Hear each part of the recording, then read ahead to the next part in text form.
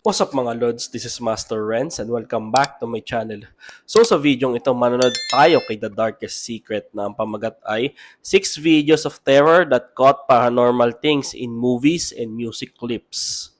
Nako, pag mga ganito, for sure, legit to. Kasi pag mga movies ganyan, minsan aksidente nakukuha ng tong mga to eh. So, make sure magsusubscribe pala kayo dito kay The Darkest Secret. Napakaganda na rin ng mga video nito, mga video compilation. Kumbaga, meron siyang sariling diskarte niya. Hindi kagaya nila Nooks, nila Bizarre Bob, Depths of Despair. May mga, alam mo yun, may mga pagkakapareho. So, again, subscribe nyo The Darkest Secret. So, shoutout sa mga subscribers ko dyan.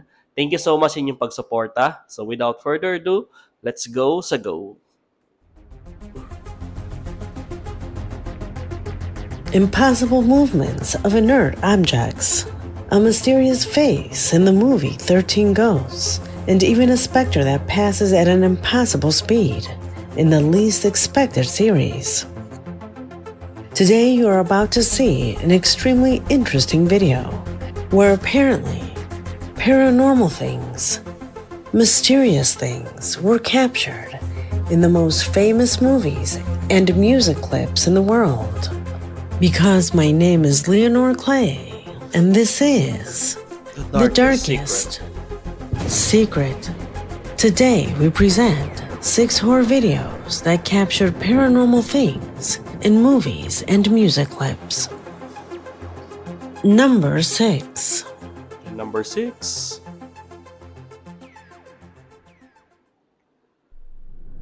For Pan Nag, as our subscriber calls himself, what you will see below is completely incomprehensible. A behind-the-scenes excerpt from the video clip recorded by the Mexican rock band Los Daniels shows what Pan says is a disturbing being that appears just meters away from the musicians, going completely unnoticed by everyone at that moment. I'll leave you with the recording to see if you can catch it the first time.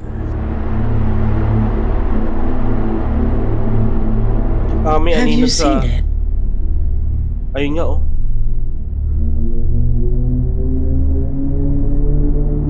Ayan oh.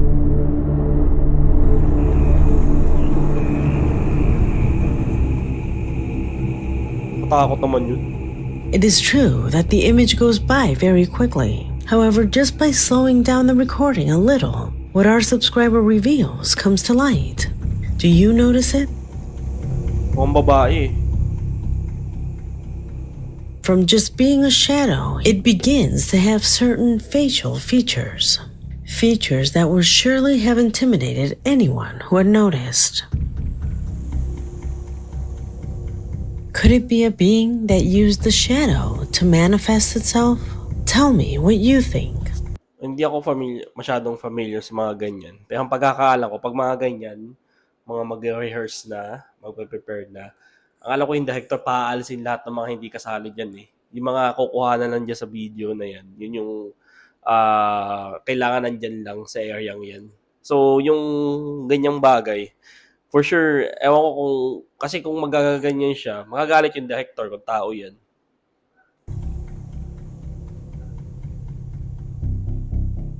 Number 5. So, nawala pa oh, pagkadaan ng lalaki. The following recording came into my possession thanks to Regina, a faithful subscriber, who says that a ghost sneaked into a scene in her favorite soap opera.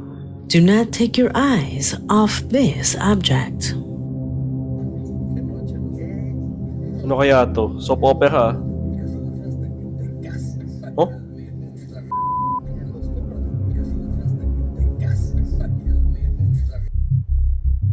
Gumalaw. Dali. As you can see, it does not seem to be a product of the wind, nor does it make sense that they have done it on purpose, since whether the can moves or not. Para sa akin, ano naman to? For me, opinion ko lang. Kasi di ba minsan pag nainom tayo ng ganyan, minsan out of nowhere, nagugulat tayo, gumagalaw mag-isa yung can. Pwedeng basa yung lamesa, kasi di ba malamig yan. Siyempre yung tubig, minsan yung mga, ang tawag doon, may nagbabasado sa puwitan ng lata. Kaya may tendency na pwede rin gumalaw. For me, yun naman sa akin sa observation ko dito. is irrelevant to what was happening in the scene. So why does it move? Can just water be the cause of this movement? Pwede. Think about it while I tell you about the most terrifying thing Regina writes in her email. She tells us that there have been many scenes where inexplicable things have appeared in different episodes of this soap opera. Unfortunately, she had never had the opportunity of capturing it. She believes in the possibility that entities of unknown origin wander between the locations where filming is made. Do you think that is possible? Comment below. Number 4. Baka basala yung puta nung ano nito, lata, yung can. Mayra Lucia and her family say they are fans of the movie 13 Ghosts, a feature 13 film Ghosts. they have seen so many times that they practically know the dialogue by heart. However, this has also allowed them to reveal situations that have caused them some confusion. Without going any further, she sent me the following scene where a person's face appears in the foreground, but it seems not to be part of the movie, even though it is about ghosts. Ano kaya to? Ayun nga, oh.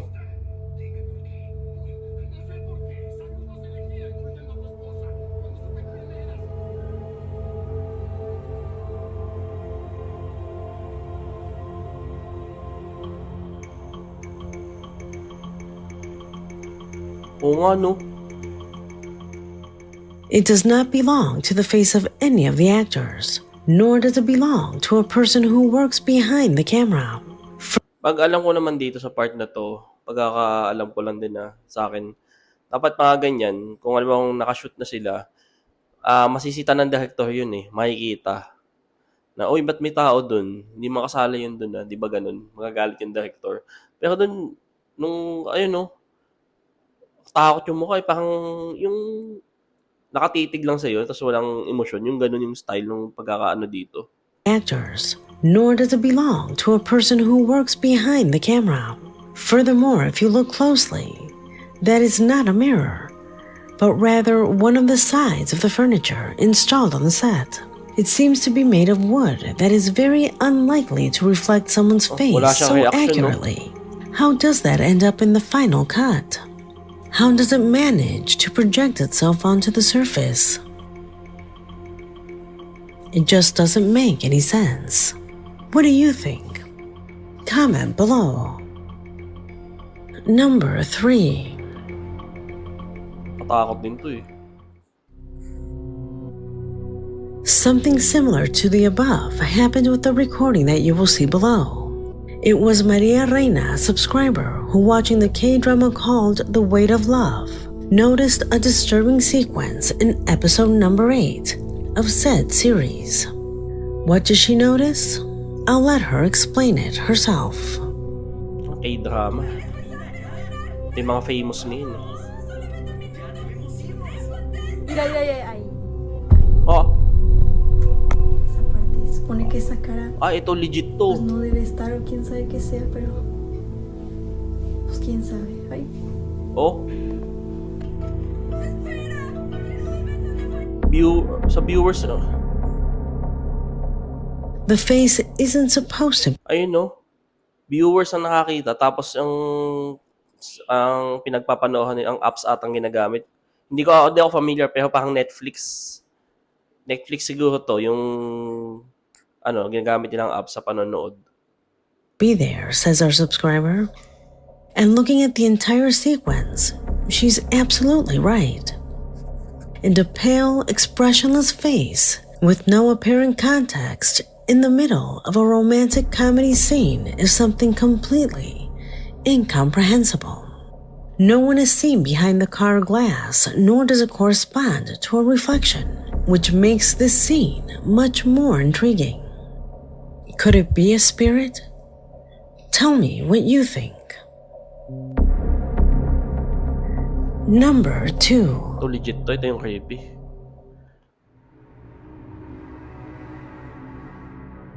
Lady Joanna says she is a fan of thriller movies. However, she claims that lately she's not been able to get out of her mind a particular scene she saw in an action movie called The Talisman, starring Jackie Chan. And after the close-up of the acclaimed actor, the camera also manages to capture the presence of someone who, in the words of our subscriber, should never have been there. Observe. Observe. मेरी फिक्र मत करो निकोल, बच्चे का ध्यान रखना। Action to ah.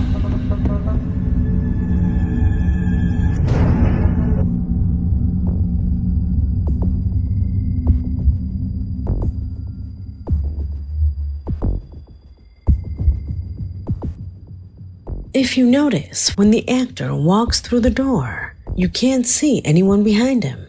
However, when the door closes, someone is seen standing immediately behind it.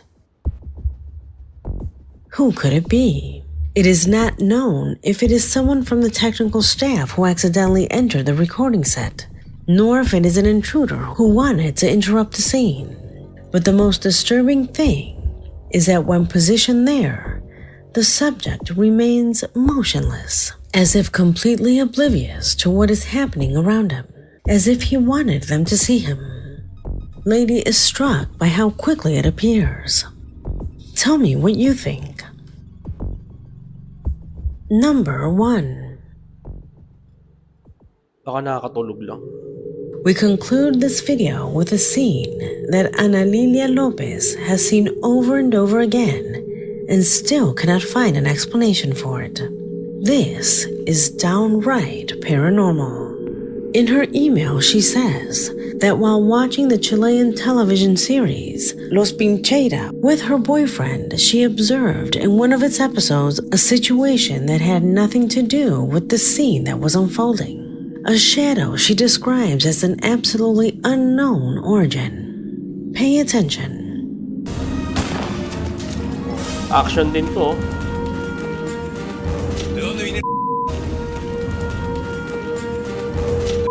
Ano yan, saan? Ay, ayun nga. Ang bilis ah. Ang bilis nun ah. Baka naman napadaan lang doon sa saktong ni shooting nun, di alam nung dadaan. She can't explain where that shadow that quickly crosses the set comes from. It goes by too fast to be the shadow of the horseback rider, and rather resembles someone who passes by on a motorcycle. Does it correspond to that? Although that may be possible, this was a series based on a certain time period, which would have made it difficult to have approved at that time, the use of this type of vehicle during recordings. Furthermore, you only see the shadow and not what projects it. What do you think that is? Let me know your guesses in the comment box, as this video has come to an end. My name is Leonor Clay, Creepy to. and this was The Darkest Secret. Ayan, nakatapos tayo kay The Darkest Secret. Subscribe nyo to. Napakaganda ng mga video nito eh. So yun, thank you so much sa inyong pagsuporta. Sana nagustuhan nyo tong video to. See you in my next video and mag-iingat po kayo palagi.